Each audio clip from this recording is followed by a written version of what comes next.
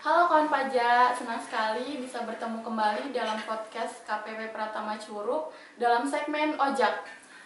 Obrolan pajak.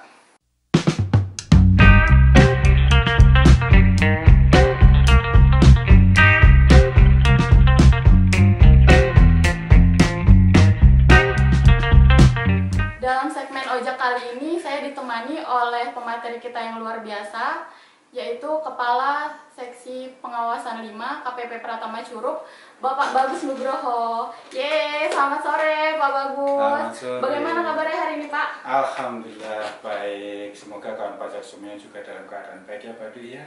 Amin. Semoga kawan pajak juga emang di rumah sehat semua ya Pak. Nah Pak, apakah sudah siap memberikan materi perpajakan kepada kawan pajak semua Pak hari ini? Insya Allah sudah siap Mbak Dwi. Insya Allah. Baik, jadi di episode kita hari ini kita mau membahas materi apa nih Pak? Untuk kali ini Mbak Dwi ya, kita akan mengangkat kembali mengenai aturan PMK nomor 112 PMK 03 tahun 2022 tentang nomor wajib pajak bagi wajib pajak orang pribadi, wajib pajak badan, dan wajib pajak instansi pemerintah. Oke, jadi di episode ini kita ini mau membahas kembali tentang pemadanan NIK dengan NPWP itu ya Pak ya? Betul sekali Mbak Dwi. Jadi untuk PMK tersebut terkait dengan pemadanan NIK dan NPWP-nya itu Mbak. Oke, nah Pak, menarik banget ini Pak kayaknya materinya ya. Jadi kita bisa merefresh lagi ingatan kawan pajak semua terkait aturan tersebut. Biar kawan pajak nggak kelamaan nunggunya, biar nggak kelamaan penasarannya, mungkin langsung kita bahas aja nih Pak materinya. Siap Pak ya? Siap Pak, siap. Nah, jadi ini pertanyaan pertama Pak. Jadi apa yang dimaksud dengan pemadanan NIK dengan NPWP sih Pak? Jadi gini Mbak Dwi, salah satu program dari DJP untuk tahun 2023 ya ini adalah pemadanan NIK dan NPWP. Hal tersebut merupakan kebijakan nasional dalam rangka integrasi data kependudukan dan data perpajakan. Terobosan baru ini diharapkan dapat memudahkan wajib pajak dalam administrasi perpajakan dengan hanya menggunakan NIK sebagai pengganti dari NPWP tersebut. Oh, jadi itu tadi maksud dari diadakannya pemadanan NIK dengan NPWP Pak ya. Jadi maksud dari adanya PMK tersebut. Nah Pak, kalau untuk tujuan dari kebijakan tersebut itu apa Pak? Jadi tujuan dari kebijakan tersebut adalah yang pertama itu adalah untuk memberikan keadilan dan kepastian hukum dalam penggunaan NPWP sehubungan dengan ketentuan penggunaan NIK sebagai NPWP bagi wajib pajak orang pribadi. Terus kemudian yang kedua itu adalah untuk memberikan kesetaraan serta mewujudkan administrasi perpajakan yang efektif dan efisien bagi wajib pajak orang pribadi yang merupakan penduduk Indonesia yang menggunakan NIK sebagai NPWP. Terus kemudian yang ketiga itu adalah untuk mendukung kebijakan Satu Data Indonesia dengan mengatur pencantuman nomor identitas tunggal yang terstandarisasi dan terintegrasi dalam hal pelayanan administrasi perpajakan itu. Oh, jadi tujuannya ada 3 tadi Pak ya? Oke, banyak juga Pak penjelasan tadi Pak. Nah Pak, kalau manfaat, ini Pak terkait manfaat apa sih Pak yang diperoleh dari pemberlakuannya NIK dengan NPWP ini Pak?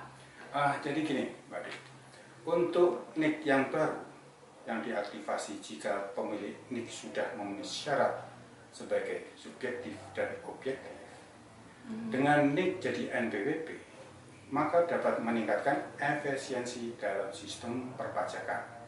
Juga memberikan kemudahan karena cukup satu kartu yang berfungsi sebagai identitas sekaligus sebagai nomor pajak. Oh, jadi itu ya kawan pajak ya, manfaatnya tadi kita cukup punya satu kartu aja yaitu KTP gitu kan, yang pasti kita semua kan udah punya ya. Jadi itu bisa jadi KTP juga, bisa jadi NPWP juga gitu. Nah Pak, kemudian apa yang harus dilakukan? Apakah harus dilakukan Pak, maksud saya? Apakah harus dilakukan pemadanan NIK dengan NPWP tersebut Pak? Oh, jadi dalam hal ini Mbak Dwi, untuk pemadanan nomor induk kependudukan atau yang disingkat dengan NIK sebagai NPWP itu harus dilakukan oleh wajib pajak yang sebelumnya sudah memiliki nomor wajib pajak atau NPWP, dan dalam hal ini sesuai dengan Peraturan Menteri Keuangan nomor 112 PMK 03 di tahun 2022, yaitu tentang NPWP bagi wajib pajak orang pribadi, wajib pajak badan, dan wajib pajak instansi pemerintah. Oh gitu Pak. Nah ini kebetulan saya ada pertanyaan yang saya sih ini paling penting sih Pak. Yang mau saya tanyakan adalah bagaimana sih Pak cara pemadanan NIK menjadi NPWP itu, pasti banyak yang nonton. Jadi gini Pak Di, caranya untuk pemadanan itu adalah cara pemadanan NIK dan NPWP yaitu pertama, masukkan kode keamanan yang sesuai dengan kolom yang tersedia. Kemudian klik login, pilih menu profil. Lalu pilih data profil. Selanjutnya, masukkan 16 digit NIK sesuai dengan KTP tersebut. Kemudian, cek validitas data dengan klik tombol validasi. Dan yang terakhir adalah klik ubah profil untuk menyelesaikan tersebut. Wah, jadi itu ya kawan pajak, ada 6 langkah dan juga sebagai informasi itu tadi pemadanannya bisa di aplikasi djponline.pajak.go.id gitu ya Pak. Ya, betul. Nah, terus Pak, kemudian untuk perubahan format NPWP-nya nanti bagaimana ya Pak? Untuk perubahan NPWP-nya ke depan, itu adalah untuk NPWP orang pribadi akan menggunakan dengan NIK atau nomor induk kependudukan, kemudian NPWP badan, instansi pemerintah dan orang pribadi luar negeri akan menggunakan NPWP dengan 16 digit. Dan untuk NPWP cabang akan menggunakan nomor identitas tempat kegiatan usaha atau NITKU-nya itu Pak. Oh, jadi nanti kita menggunakan NPWP 16 digit ya Pak ya? Betul. Dan untuk NPWP cabang itu maksudnya adalah cabang dari suatu badan ya Pak ya? Nah itu menggunakan NITKU, nomor identitas tempat kegiatan usaha. Betul. Nah terus kemudian Pak, ini kan ada wajib pajak lama ya, maksudnya dia udah punya NPWP nih Pak dari lama. Itu untuk wajib pajak lama itu bagaimana tuh Pak? Untuk wajib pajak lama dalam hal ini adalah orang pribadi dapat dilakukan dengan pemadanan dengan data kependudukan karena NPWP formatnya yang 15 digit hanya dapat digunakan sampai dengan tanggal 31 Desember 2023. Selain itu, petugas pajak dapat meminta klarifikasi kepada wajib pajak untuk data yang belum valid. Kemudian itu Mbak Dwi ya, bagi wajib pajak lama badan, institusi pemerintah dan orang pribadi luar negeri hanya menambahkan angka 0 di depan NPWP lama. Sehingga NPWP format yang lama, yang 15 digit, itu akan berubah menjadi 16 digit. Dan terakhir yang untuk wajib pajak lama yang berstatus cabang dari suatu badan, itu akan diberikan nomor identitas tempat kegiatan usaha atau NITKU secara jabatan. Oh, oke siap Pak. Jadi untuk wajib pajak lama itu tadi ya masih menggunakan format yang lama sampai dengan 31 Desember. Terus juga wajib pajak badan itu tinggal menambahkan angka 0 di depan nomor NPWP-nya, sama juga dengan WP luar negeri Pak ya, dan juga WP cabang tadi. Nah, tadi kan WP lama nih Pak, sekarang kita bahas ke WP baru. Artinya kan dia belum punya NPWP nih. Jadi nanti di 2024 mungkin dia baru mau buat NPWP. Jadi untuk wajib pajak baru itu bagaimana tuh Pak? Untuk wajib pajak yang baru adalah bagi orang pribadi sebagai wajib pajak baru yang memiliki NIK akan diaktifasi sebagai NPWP. Bagi wajib pajak badan, baik itu instansi pemerintahan dan orang pribadi luar negeri akan diberikan NPWP dengan format 16 digit.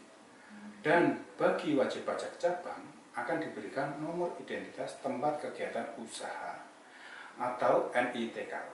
Dalam hal ini, NITKU tersebut yang baru akan digunakan mulai tanggal 1 Januari 2024. Dan bagi wajib pajak badan, dalam hal ini wajib pajak cabang, tetap menggunakan NPWP cabang sampai dengan tanggal 31 Desember 2023. Oh, jadi gitu.